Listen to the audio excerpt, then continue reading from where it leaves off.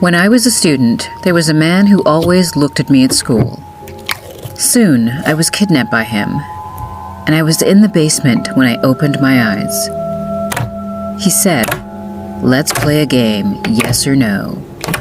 You have to answer only yes or no with my question. If you say no, I will cut my chest. I want to let you know that I broke my heart because of you." He sat with a knife and asked a question. Okay, here's the first question. Did you miss me, Maddie? Crying, I answered, "Please don't do this. You'll be more painful. Just say yes or no." He kicked the chair I was tied to angrily, and I fell. He lifted me up again after a while, saying he was sorry, and asked again with a calm look on his face. "You miss me, right?" Hesitating, I replied, "No." Just then, I could see him cutting his chest with a knife clearly, even before I was finished with my words. I was horrified. I didn't think he'd actually do something like that, but he was just literally hurting himself in front of my eyes. He twisted himself in a pain and then asked again. "Next question. Can I call you babe?" It was disgusting. My whole body shook.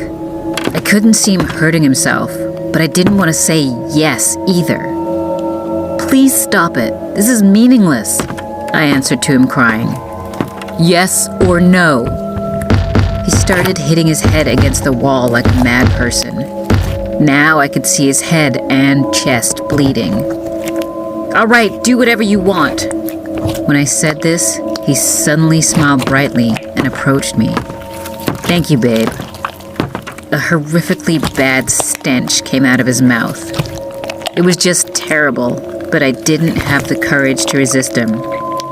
He was a man at least twice as big as me, and also had a knife in his hand.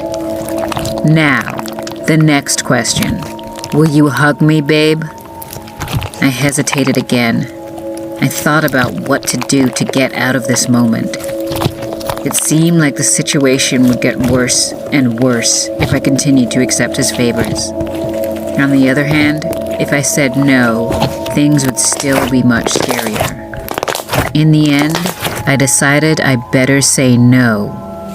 "No! Hey, please, listen to me for a second." Then he ignored me and started sobbing and cutting himself in the chest again. His groans resounded through the room like a beast, and his eyes were now half-wrapped. "You broke my heart. Every time you pretended not to see me, every time you refused me, and every time you meet another guy. Now, do you understand how much I was in pain?" He seemed to be dying of intense pain. Then he began breathing hard and said, "The last question. Will you marry me? This time, you have to say just yes." He suddenly crossed over to the other room and came back after a while, dragging the bed inside. I could see the bed full of dust and mold. I felt like my skin would be rotten just by touching it. He went up to the bed and then started to take off his shirt. "Marry me, Maddie." I was speechless with such a horrible situation. "Yes or yes." As he bounced on the bed, the dust began to spread everywhere. "No, please stop!" I screamed like hell. I wonder how much time passed.